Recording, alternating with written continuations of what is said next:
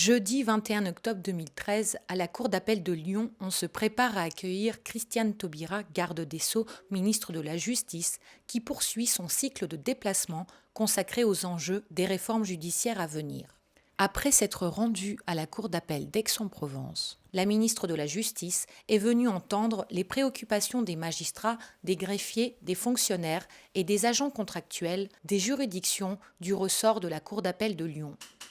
L'objectif de cette rencontre est d'échanger et de réfléchir sur les questions judiciaires pour élaborer, dans la concertation avec les juridictions, les nouvelles réformes judiciaires à venir.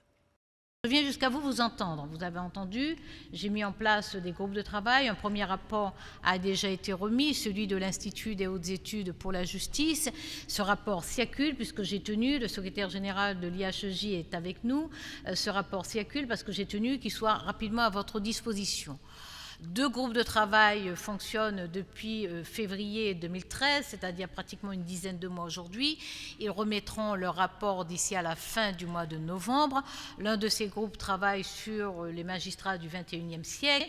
L'autre groupe de travaille sur les juridictions du XXIe siècle, y compris le tribunal de première instance. Et comme l'a rappelé le procureur général, une commission réfléchit aux missions, à l'organisation, au périmètre d'intervention du ministère public, à l'organisation des équipes autour des magistrats. Cette commission est présidée par le procureur général Jean-Louis Nadal, procureur général honoraire de la Cour de cassation. Ces travaux me seront remis d'ici à la fin de l'année. C'est dans le cadre de ces travaux, de l'évolution de ces travaux, de la remise de ces rapports et de l'événement public que j'entends organiser à la mi-janvier que je viens jusqu'à vous.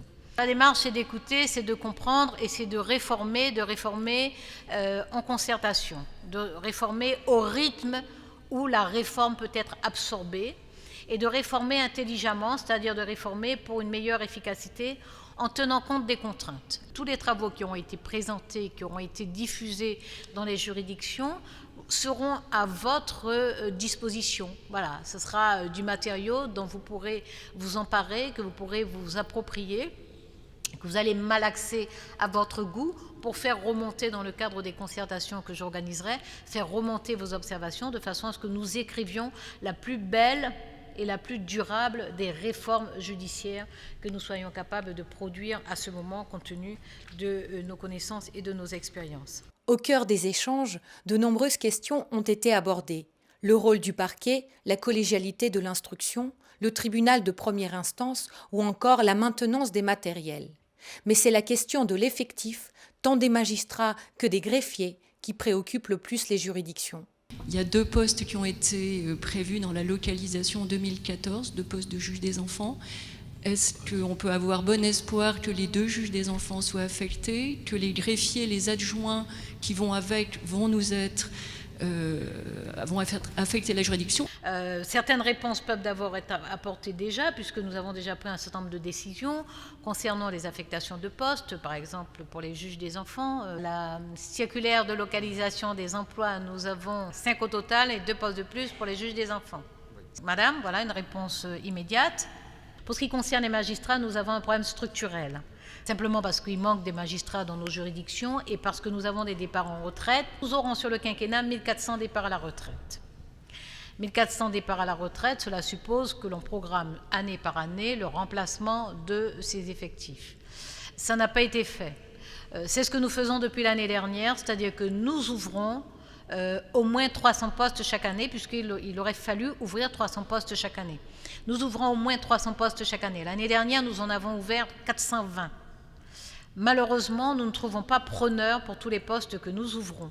Le fait est qu'il nous manque 358 postes sur l'ensemble du territoire et que ça veut dire que les postes sont là, ça veut dire que les budgets sont là, ça veut dire que les magistrats, eux, ne sont pas là. Donc je les cherche, les magistrats. J'en ai trouvé quelques-uns, il y en a à peu près 250 qui sont répartis dans des institutions, dans des organes institutionnels, dans des associations d'utilité publique. Évidemment, je fais tout pour leur remontrer la séduction irrésistible des juridictions de façon à ce qu'ils y reviennent. Nous continuons à ouvrir les postes nécessaires, mais évidemment, il nous faut mobiliser pour intéresser de futurs magistrats à venir en juridiction. C'est pour ça que nous sommes en train de préparer une nouvelle campagne de sensibilisation. Nous en avons lancé une l'année dernière.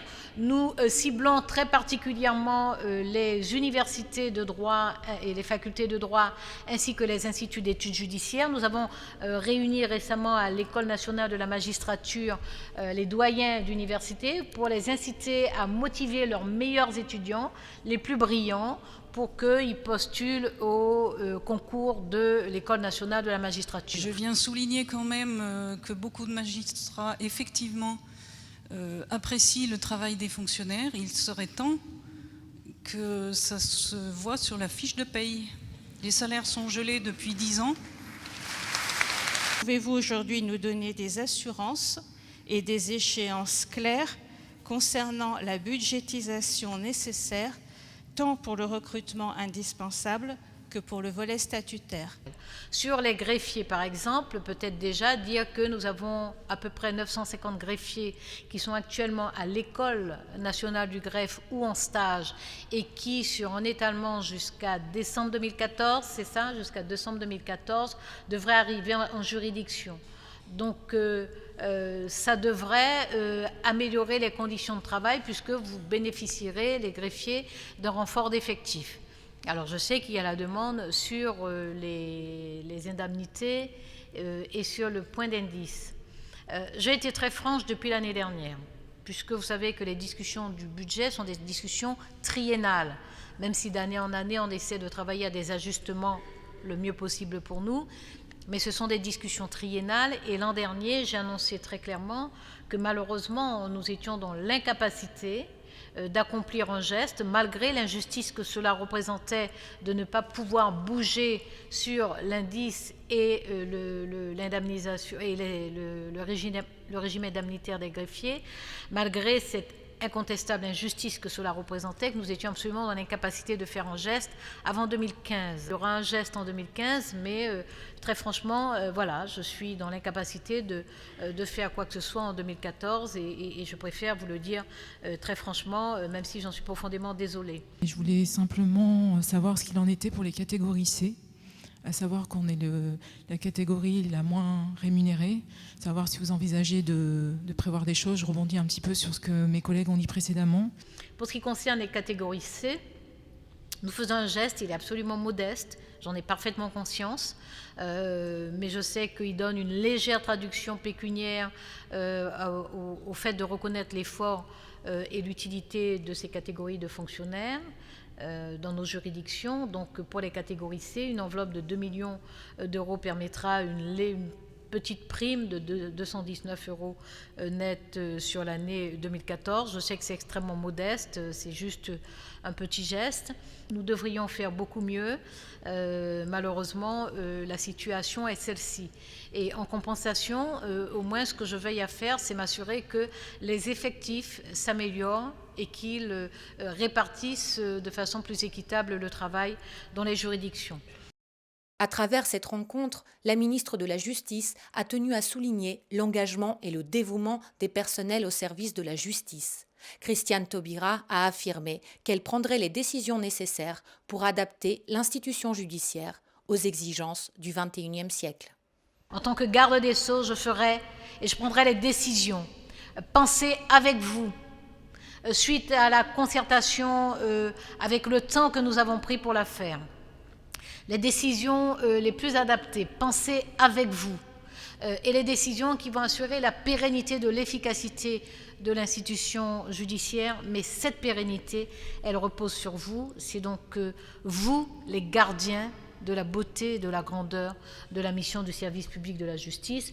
Je vous remercie pour cela, mais je vous remercie surtout d'en être aussi clairement conscient, d'être aussi clairement et sereinement déterminés à poursuivre ces belles missions. Et ensemble, nous ferons en sorte que les prochaines années soient plus faciles, mais que surtout pour ce XXIe siècle, l'institution judiciaire soit mieux adaptée à l'attente des justiciables, aux besoins des citoyens et à ce que nous pouvons, dans un état de droit, mettre à la disposition de l'ensemble des citoyens comme moyen d'accéder à l'État parce que ce sont les institutions qui assurent l'égalité dans une société de droit. Et merci à toute l'équipe.